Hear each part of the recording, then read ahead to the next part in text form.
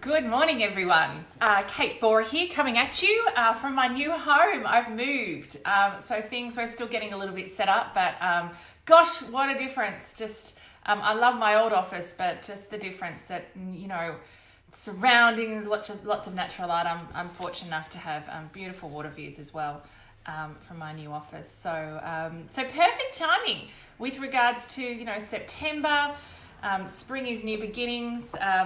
We were just saying how, spring is an interesting month in the year.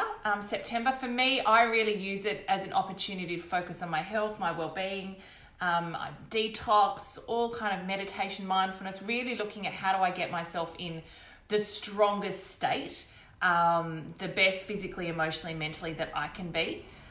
So I really kind of centered down around traditional, eating good food, getting good sleep, all of, the traditional stuff to really boost and maximize my health and well-being.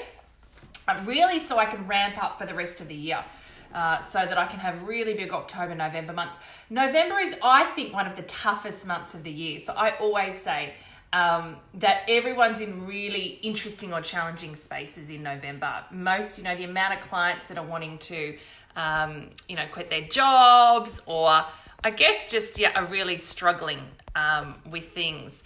And so a reset, a mini break kind of thing so that I'm really rocking it for October and November. Hey, Fiona, I was just saying, the opportunity to use September as a bit of a reset, a refocus, so you're in that best shape for October and November, or September, October, November, December, which are really tough months. So I was just saying October and November are really jam-packed, and now December is one of those months that is just crazy full of stuff. It used to be full of parties. Now it's just full of deadlines for most people. Yes, yeah. We definitely find that, if we can get ourselves in the right frame of mind, there's a lot you can do in this last few months. And that's, very much speaks to this whole mindset piece. Where am I at? What do I feel my capacity is? What do I need to do to actually be able to meet, these coming 2 months? Yeah, absolutely. So the theme in this month's Core Confidence newsletter, if you haven't signed up for that, every month we kind of pick a theme from the book and kind of center around it, is very much the core confidence mantra, which, if you don't know, is I've got this. And I think we see this kind of come out in many different places, in language around, I see it on Facebook all the time, in media articles, all those sorts of things. But it's this essence that no matter what happens to me, where I'm at, what happens, whatever is around me, and I really think about this context of the environment, people, places, systems, all those sorts of things, that no matter what comes at me, that I've got this, and that it's an essence rather than a thing. And I think what's interesting about this is everyone we talk to, when we do our core confidence workshops, everyone will say they can see confidence in someone else. They can recognize it, but they can't articulate what it is. And also, and the second challenge is, and because I can't articulate what it is, it's really difficult for me then to go and model and I guess what the language they use is create this confidence or build this confidence within us. Yeah, it's such a fascinating thing that we think confidence is so much determined by what happens outside of us and what goes on, and we're responding to something. And yes, there is a part of that, and we know some of the elements of confidence are around that. But actually what we found when we dug into it and we did the work and we're working with people in workshops is this core confidence piece is an inner game. And the more we have connection to this inner resource, that's, it's actually available to any of us at any time. Unfortunately, for various reasons, we don't have connection with it. We can see it in someone else. We can see that alignment when someone else has it. We've all experienced moments when we've had it. And I feel, a lot of what we support people with is reconnecting so that I have that sense of alignment no matter what's going on externally. So even when I've got pressure, I've got deadlines, I've got, things coming at me, even if people don't like what I'm doing, if I've made a mistake, all of the things that sometimes derail us. When we've got core confidence and when we've got that sense, it doesn't matter, because all of that can happen and I've still got this. Yeah, and I guess, if I think about other language, I've got this, I can handle it. I'm in the driver's seat. Like, and you know, I think the important thing with core competence is you take the inspiration and you language it the way that it suits you. And so we know how powerful affirmations or self-talk is. Most people will reference self-talk in the negative, and how it brings them down. And you know, research shows, you know, the power of affirmations, the power of self-talk, the ability to say, I've got this, and to hold away negative self-talk and to stay in the moment. I think, to your point, for those that aren't familiar with the core confidence wheel, you know, it's made up of 10 building blocks of core confidence. It's a wheel, external and internal. You know, the external are all really important. I think, you know, we notice when people, for example, change, you know, they'll say that they've, in one workplace, you know, they were super confident. I see this all the time, actually, with clients who are new in roles, who are comparing themselves, their current performance in the first 3 months of a new role, with their performance in the last 3 or 6 months in their last role, you know, and really kind of struggling that they're not doing well. And, you know, I always say to them, if you are not overwhelmed and out of your depth in the first 3 months of a role, then on some level there's a problem, because you're never going to be overwhelmed, and probably you haven't stretched yourself enough. Like, you haven't gone into a role where there is growth and opportunity, and where you're going to learn a bunch of things. But most importantly, the expectations around yourself there are different. You're coming from an environment where, you know, you had relationships, you knew the systems, you knew the processes, you knew everything.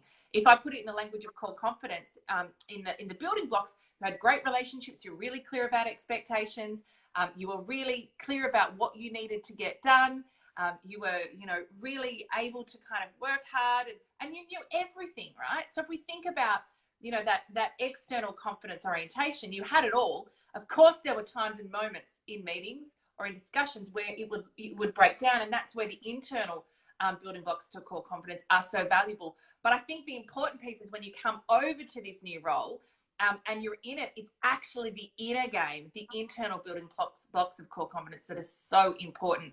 Because what I think really sits around this, you know, the core confidence mantra, the I've got this, and look, you know, I think it's difficult for us to say what our favorite building blocks are, but I really do think the fear piece is one of the biggest things that plays out.